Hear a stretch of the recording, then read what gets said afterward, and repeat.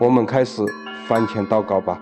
我自愿加入中国共产党，拥护党的纲领，遵守党的章程，履行党员义务，执行党的决定，严守党的纪律，保守党的秘密，对党忠诚，积极工作，为共产主义奋斗终身，随时准备为党和人民牺牲一切，永不叛党。阿马克思。阿马克斯，知道我们为什么要祷告吗？我们要知道这些食物的来之不易。对，想当年啊，被国民党追得到处跑啊，我的是天天啃树皮，好不容易跟老毛傲视，我们才有了今天的生活。所以我们以后应该怎么样？建设中国，为人民服务。老子打死你！我是告诉你，不赶紧圈钱，前几十年的苦就白吃了。1985年，改革开放的总设计师邓小平抛出一句振聋发聩的话，让一部分人先富起来。这声号角改写了一个贫困大国的命运。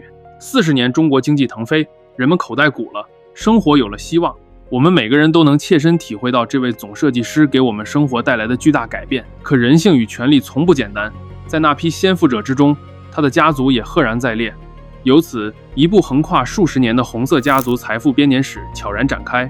从白手起家的筚路蓝缕，到纵横商海的呼风唤雨，再到权力更替间的潮起潮落，荣光与挣钱的梦想同在，利益与伦理交缠。它是一条被遮蔽的河流，既有资本的漩涡，也有权力的暗流。今天，就让我们走进这段权与财交织的隐秘叙事，层层揭开邓小平家族财富与权力的面纱。开场画面定格在上世纪80年代初的中国，改革的大门初起，计划经济的铁屋顶上打开了一个天窗，市场的清风席卷而入。然而清风之中也裹挟着铜臭，权贵们率先嗅到了金钱的味道。在国家尚未完全转身适应市场规则之时，他们已经利用体制残留的特权开始了先富的狂欢。所谓官倒，就是官员或他们的关系人利用手中批文、配额、价格双轨等特权，低价拿到计划内紧俏物资或外汇额度，再倒手按市场高价卖出，然后他们获取巨额差价。这一套生意经在当时遍地开花。上世纪80年代中后期，各地官倒风起云涌，而这股风潮中最引人注目的身影，来自一位红色太子邓小平的长子邓朴方。邓朴方1944年出生，青年时期饱受文化大革命摧残，被红卫兵从3层楼窗户摔下，致终身残疾，自此以轮椅代步。他的坎坷往事，我们王局拍案讲过。劫后余生的邓朴方投身公益，创立并领导了中国残疾人联合会。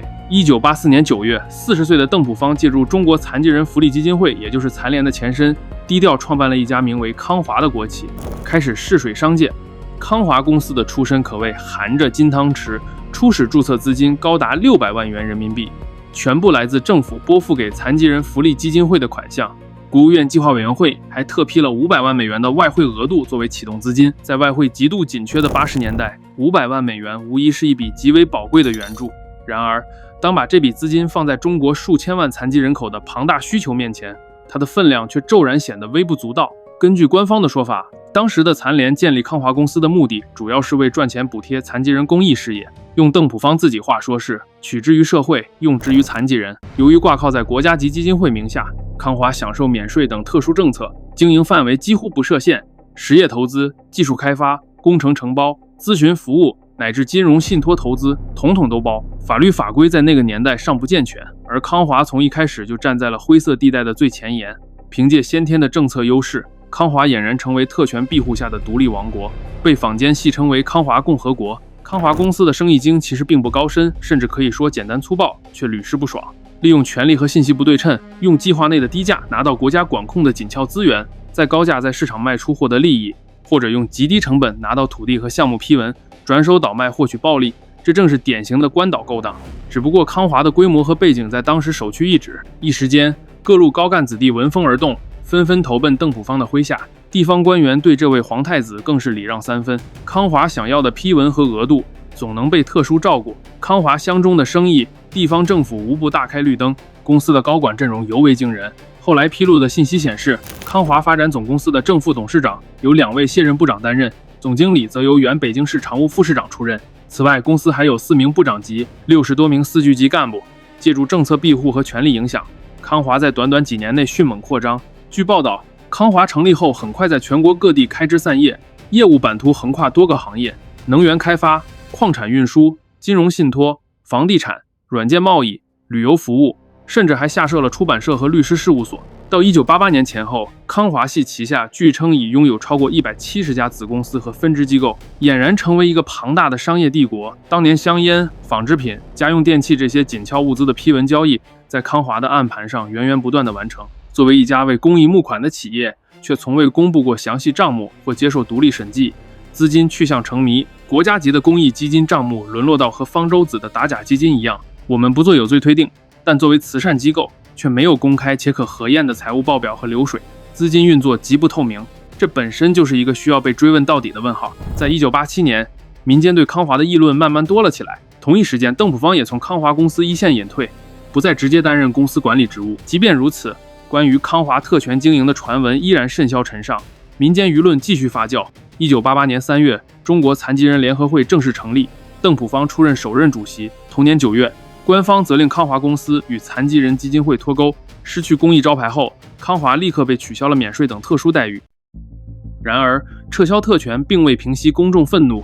1989年春夏之交，历史的巨轮突然急转弯，6·4事件震动全国，天安门广场上群情激愤，学生和市民的怒火直接烧向了关岛腐败这些痼疾，示威人群高呼反腐败、反关岛。很多大字报和传单点名批判的对象就包括邓普方和他的康华公司。6·4过后，中共开始着手整治权贵经商。在1989年7月召开的中共政治局会议上，中央下令立即关闭2家直属国务院的大型公司，其中之一便是邓普方幕后创立的康华发展总公司。一时间，康华帝国大厦倾覆，曾经不可一世的康华共和国土崩瓦解。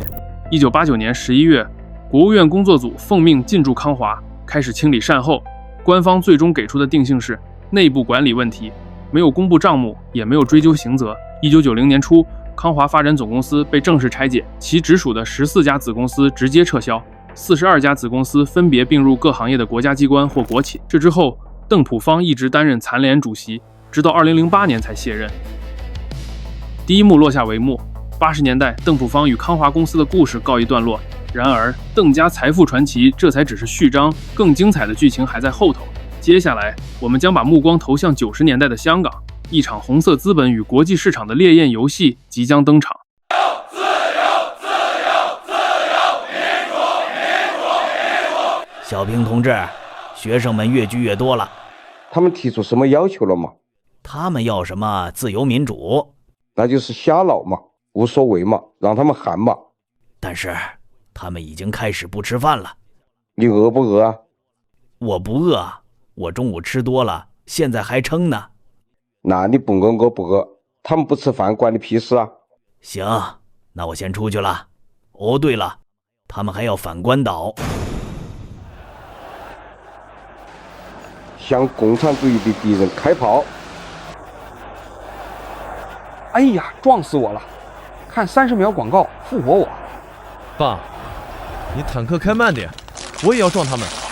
哎，好像压到东西了。现在得看1分钟广告了。我看看压到啥了。压到人了啊，那没事了。爸，等等我。这估计得看1个小时才能复活了。1992年初，邓小平南下巡视，在深圳发表著名的南方谈话。他旗帜鲜明地为市场经济证明，几乎改革开放胆子要大一些。这番话如春雷唤醒大地，一时间让全国投资创业热情空前高涨，许多人由此抓住了新的淘金窗口，其中就包括邓小平的小儿子邓志方。与张扬的哥哥溥方相比，小儿子邓志方一向低调温和，然而虎父无犬子，这位邓家的小儿子在商界的爆发力毫不逊色于长兄。他敏锐地把目光投向了90年代初的地产热潮。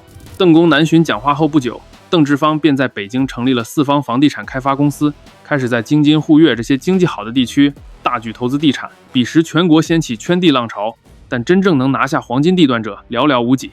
邓志方凭借背景，却是到处都能抢占先机，拿到核心地块。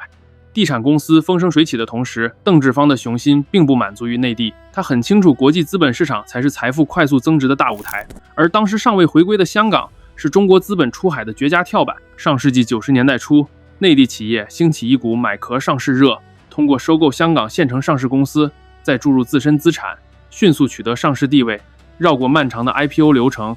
邓志方就是这时候第一批买壳上市的红二代。邓志方很快找到了强力盟友北京首钢集团太子周北方以及香港首富李嘉诚。李嘉诚与邓家之间的联系由来已久，早前他就曾向邓普方的中国残疾人福利基金会慷慨捐赠过2000万港币。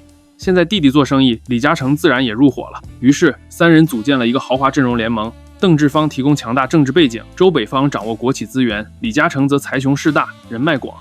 1993年，他们将目光瞄准香港玩具大王丁氏兄弟创办的上市公司开达集团，开达主营玩具。经营不善，但胜在壳干净，是理想的并购标的。经过一番幕后运作，这三方合计出资5.8亿港元，收购了开达集团控股权。随后将公司更名为首长四方有限公司，成功登陆香港联交所。至此，邓志方带着红色权贵的光环，踏上了国际金融舞台。首长四方在1993年的香港一时引起轰动，它是首批以中国最高层家族背景在港上市的红筹股，加之李嘉诚亲自站台，令其备受瞩目。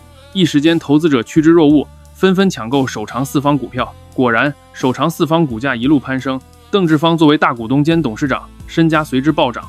他通过香港买壳上市这一役，成功将国内的土地楼盘项目包装变现为境外上市公司的股票，完成了一次教科书式的政商合作。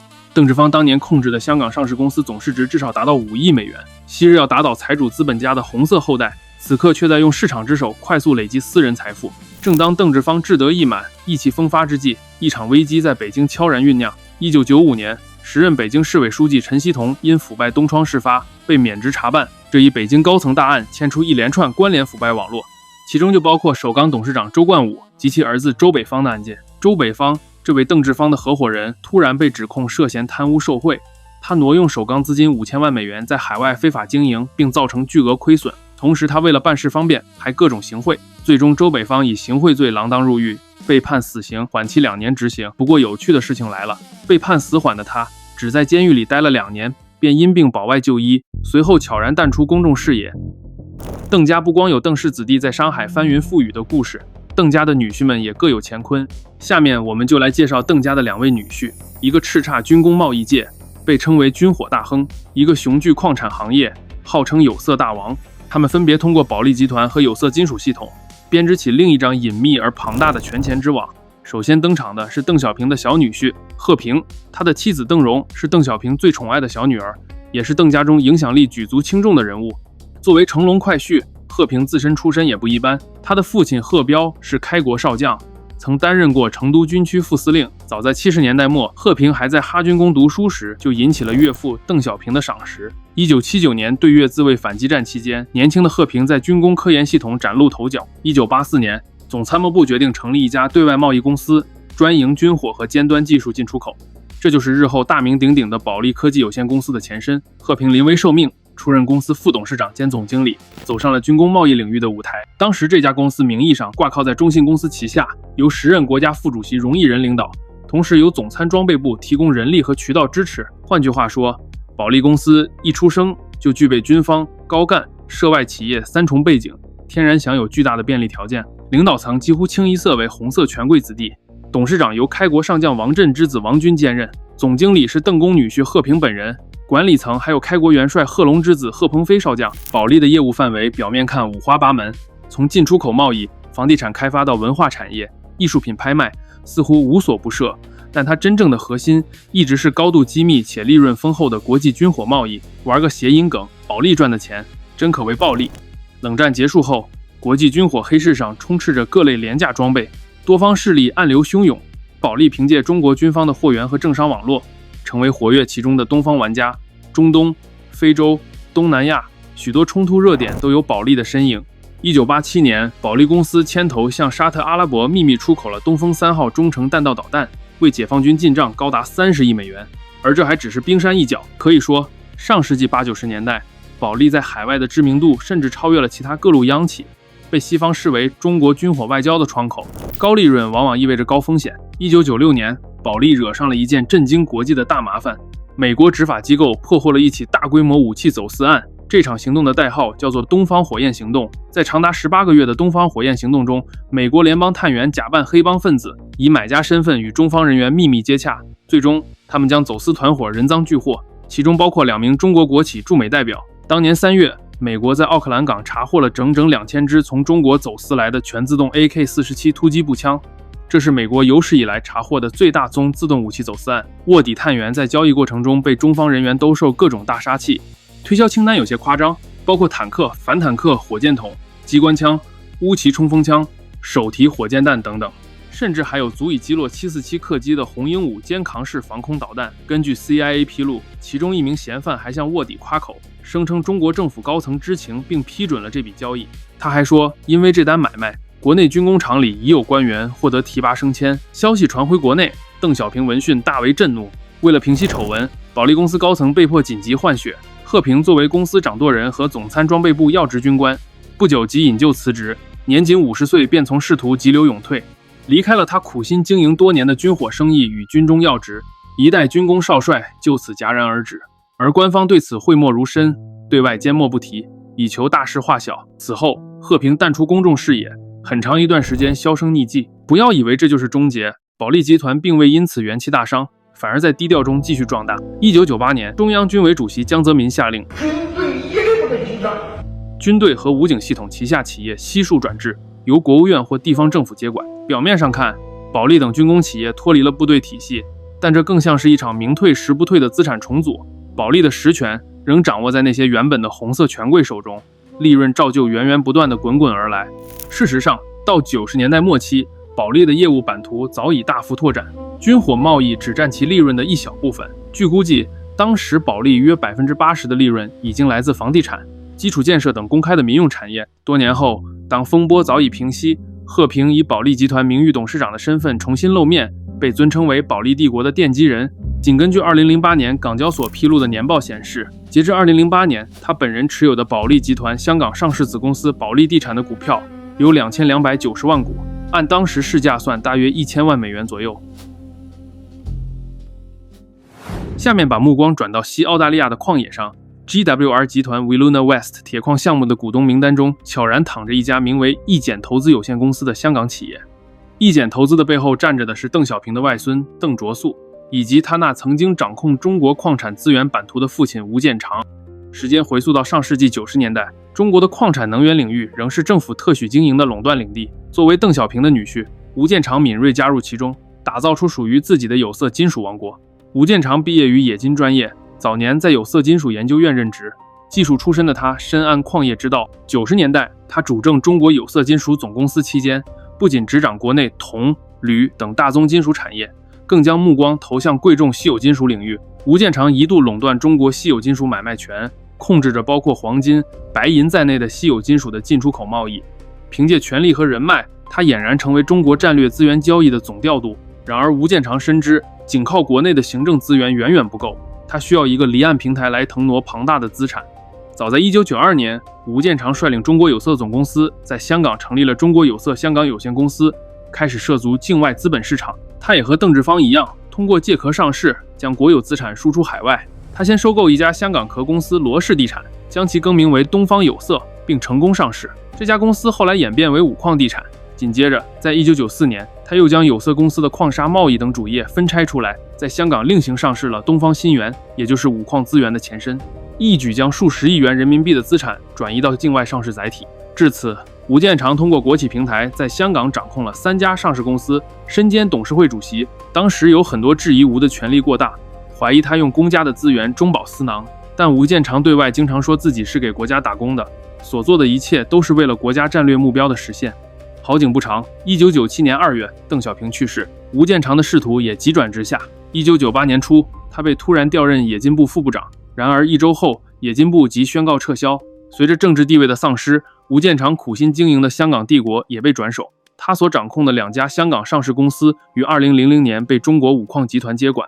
中国有色香港公司同年4月更是向香港高等法院申请自动清盘退市。之后，吴建长的儿子邓卓素也深耕国际矿产投资。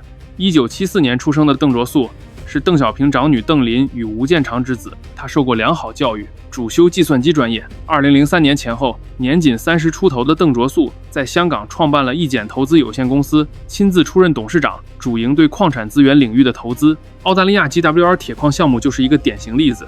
澳大利亚矿业公司 GWR 集团主要的资产就是 Wiluna West 铁矿。在2012年他们发布的年报中披露，早在2008年的一笔交易中，易简投资就斥资购入了 GWR 公司160万股，持股比例 0.83%， 与父辈曾身居高位、呼风唤雨不同，邓卓素始终保持低调。他没有在任何一家央企或上市公司担任高管职务，而是专注通过自家投资公司进行决策与交易。正因如此，外界对他的了解甚少。直到2014年前后，他突然离世的消息传出。邓卓素于2013年底因长期工作劳累引发心肌炎去世，年仅39岁。然而，邓家红色资本的故事远未结束。货都运完了吧？这是最后一批了。小平同志去世了，没人罩着咱们了。明天开始，上面就不让干了。报告长官，全都卖完了，连根毛都不会剩。很好，我那2箱茅台给我留着的吧。报告长官，您说的话就是命令，我们绝对执行。不错不错。哎，对了，邓长官呢？是谁？谁给我轮椅卖了？快给领导抬出来！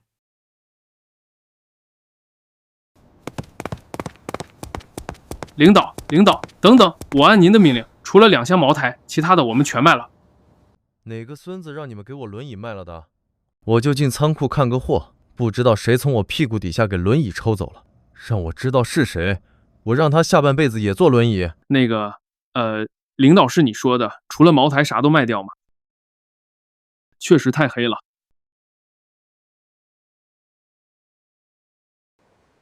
那个领导，我妈刚刚给我打电话，我奶奶生我爸呢，我回去看看。要说邓氏家族掌握钱财最多的，那非吴小辉莫属。吴小辉1966年出生于浙江温州一个普通家庭，年轻时默默无闻，却深谙中国社会人脉及钱脉的生存法则。他几段婚姻的轨迹，就是一部精心谋划的权贵攀附史。第一段婚姻，吴小辉迎娶了当地一位厅级干部的女儿，借此姻亲关系，他在温州如鱼得水，承包政府支持的工程项目，开办汽车销售等生意，顺利完成了原始积累。在与第一任离婚后不久，他又攀上更高一层的人脉。第二任妻子是后来出任浙江副省长的卢文葛的千金。有了这层省部级靠山，吴小辉跻身省级权力圈，在浙江拿下更大的基建和金融项目。彼时他参与的一些高速公路工程因偷工减料饱受诟病，但仗着岳父余威，当地对他也是毫无办法。这第二段婚姻仿佛又一枚助推器，将吴小辉送上了资本新贵的位置。如果说前2次婚姻是步步高升的垫脚石，那么第3次婚姻则让吴小辉一脚跨进了中国权力金字塔顶层。2004年，他结识了比自己小6岁的邓卓冉，并闪电结婚。邓卓冉正是邓小平之女邓楠的长女，出身红色豪门，从小含着金汤匙，又在海外受过高等教育的红3代公主。这位集美貌、才华和背景于一身的邓卓冉成为吴小辉的妻子，相当于给他戴上了邓家的护身符。有了这块金字招牌，吴小辉的资本之路全面提速。据当时吴小辉老家平阳的干部回忆，听闻他要娶最高层领导人的外孙女后，北京有人专程南下向平阳县委书记调查吴的背景。他说，那时候我们就知道吴小辉的身份又变了。2004年底，婚礼尚在蜜月期，吴小辉就发起成立了安邦财产保险公司。当时的安邦注册资本仅5亿元，只是一家地方性的财产险公司。谁能想到，这家小公司日后竟鲸吞8方资产，成为搅动国际资本市场的巨兽。吴小辉非常清楚抱大腿的重要性，他充分利用邓家的影响力和自己结交的政商网络，让安邦从一开始就站在了权贵资本的肩膀上。安邦早期股东名单一度讳莫如深，经过多层离岸公司包装，很难看清真相。但根据财新调查披露，创立安邦的关键支持者包括陈毅之子、中信集团高管陈小鲁以及上汽集团董事长胡茂元等红色权贵。换言之，安邦从诞生起就占尽人和，背靠红二代和大型央企，在宁波注册起步，初始注册资本5亿元。安邦的发迹史充分体现了傍大款的威力。2005年，借助陈小鲁的红色人脉，安邦董事会公布了4位耀眼的新董事，包括朱镕基之子朱云来，中国加入 WTO 首席谈判代表龙永图，以及金融界知名人士刘晓光、董一兵。前2位的身份最为引人注目。虽然后来根据财新报道，朱云来澄清了并未真正出任安邦董事，只是名单上露了一下脸站台。即便真的只是站台，这样的站台已足以令安邦在面对监管机构和地方政府时腰杆硬很多。2004年到2014年，短短10年间，安邦先后拿下了财险、寿险、健康险等全牌照，业务版图迅速膨胀。安邦的注册资本金也随着多轮增资一路狂飙。从最初的5亿元扩张到2014年的619亿元，一度位居国内保险公司之首。14年年底，安邦号称总资产规模已逼近1万亿元，巨量的资本金为吴晓辉提供了充足的弹药。他随即开启了一系列令世界侧目的买。吴晓辉的资本玩法可归纳为8个字：胆大如狼，胃口如鲸。一方面，通过销售高收益理财型保险产品，以高息诱饵在短期内狂揽巨额资金；另一方面，拿着这些昂贵弹药，在全球资本市场大举收购优质资产，开始了蛇吞象的并购游戏。有多疯狂呢？仅以2014年为例，安邦在国内外同时上演了令人眼花缭乱的收购大戏。在国内，安邦在资本市场上频频出手，不仅大比例增持招商银行、金融街等上市公司股票，还一度与生命人寿短兵相接，争夺万科旗下金地集团的控股权。更夸张的是，他在2个月内10次增持民生银行，斥资约330亿元人民币，迅速持股超过20%，成为民生银行第1大股东。一家草创10年的民营公司，竟坐上全国性银行的头号股东宝座，直接让民生银行管理层如坐针毡。在国外，安邦更是挥舞支票本到处扫货。2014年10月，安邦以19.5亿美元现金收购纽约地标华尔道夫酒店，创下当时美国酒店业售价之最。紧接着收购比利时保险公司菲迪尔全部股权，又拿下比利时德尔塔劳埃德银行全部股权，随后斥资6.5亿美元购入韩国东洋人寿。这一连串大手笔让安邦成为有钱任性的代名词。安邦的胃口远不止于此。2015年到2016年，吴晓辉把目光投向更惊人的目标，他豪掷65亿美元，从黑石集团手中买下美国 Strategic Hotels Resorts 旗下包含4季、瑞吉等顶级酒店在内的资产包，甚至一度开出高达140亿美元的天价，试图与万豪集团竞购喜达屋酒店集团。这一报价比竞争对手高出近20%，震惊全球金融界。虽然吴晓辉最终因监管压力在最后关头撤回了对喜达屋的收购要约，但他将价格哄抬至天价的举动仍令业界瞠目结舌。短短几年里，安邦号称资产规模膨胀到近2万亿元人民币。吴晓辉本人更是频频亮相世界舞台，他曾跑到哈佛发表演讲，豪言未来10年安邦要让足迹遍布全球每个大陆，仿佛整个世界都是他的游乐场。然而，安邦这种激进扩张模式本身如同一个庞氏骗局，不断用发行新保单的钱去兑付旧保单承诺的高额回报，只要资金空转，游戏一旦停止，就会轰然崩塌。到了2016年底，中国金融监管层已对这头灰犀牛深感不安。如果继续放任，安邦几千亿的资金黑洞随时可能引爆。换言之，吴晓辉实际上和当时的海航一样，是在中国埋下了一颗巨大的金融炸弹。吴晓辉在一路高歌猛进之时，还公开与中国最敢言的调查媒体杠上了。早在2015年，财新传媒就曾起底安邦增持民生银行的背景，但当时吴晓辉有惊无险过关。2017年初，财新再度发出重磅调查报道，揭露安邦复杂的股权结构和资金借新还旧的运作黑幕，直指吴晓辉是顶风作案的金融大鳄。这一次，吴晓辉恼羞成怒，不仅发表公开信斥责财新罔顾事实、胡编乱造，还一纸诉状将财新还有总编辑胡舒立告上法庭，警告胡舒立不要再为了利益集团捏造事实。一边是以敢言著称的媒体女强人胡舒立，一边是背景深厚的商界巨鳄吴晓辉。这场传媒对决权贵的大战引发中外舆论高度关注，谁将笑到最后？习近平又会支持哪一方？事实证明，等在吴晓辉面前的是一张他做梦也没想到的天网。2017年，中国最高层终于对这些野蛮生长的金融帝国祭出重拳。习近平以防范金融风险和反腐之名，密集整肃金融大鳄，安邦和吴晓辉作为典型，首当其冲。2017年2月，保监会以扰乱市场秩序名义，勒令安邦停止销售高限价万能险等理财类保险产品，直接掐断了吴晓辉的吸金管道。同年6月9日，官方突然宣布有关部门依法对吴晓辉立案侦查。消息一出，举国哗然，坊间各种传闻沸沸扬扬。有人说吴晓辉卷入权力斗争是习近平为了整肃邓家，有人猜他向境外转移巨资，引起当局震怒，更有人直指安邦已成为中国金融体系最大的风险炸弹，不引爆不行。安邦帝国一夜之间土崩瓦解。2018年2月，中国保监会宣布接管安邦集团，将其更名为大家保险，实施清理重组。吴晓辉则从昔日座上宾沦为阶下囚。吴晓辉出事后，邓家整体对他的态度颇为微妙冷淡，倾向于切割撇清关系。据财新报道，邓卓然与吴晓辉早在2015年就已分居，不在一起生活。与此同时，昔日被视为安邦门神的红色合伙人们也纷纷站出来撇清干系。陈小鲁发表声明否认自己是安邦实际控制人，称并未持有安邦股份，只是做过顾问。朱云来也通过媒体澄清，当年出任安邦董事纯属帮个忙站个台，并无实际利益关系。2018年3月28日，上海市第一中级法院公开审理吴晓辉案，庭上他当众表示认罪悔罪。公诉机关指控吴晓辉犯集资诈骗和职务侵占2项罪名。2011年至案发期间，他隐瞒安邦股权控制关系，以安邦财险为融资平台，通过伪造财务报表骗取监管批文，非法向公众募集资金高达7238.67亿元，实际骗取652.48亿元，一直未向安邦财险归还。此外，他还指使下属将100亿元保费转入自己控制的公司，用于向安邦虚假注资和归还私人债务。换言之，他利用拆东墙补西墙的手法，侵吞巨额资金，填补安邦资本金和个人亏空。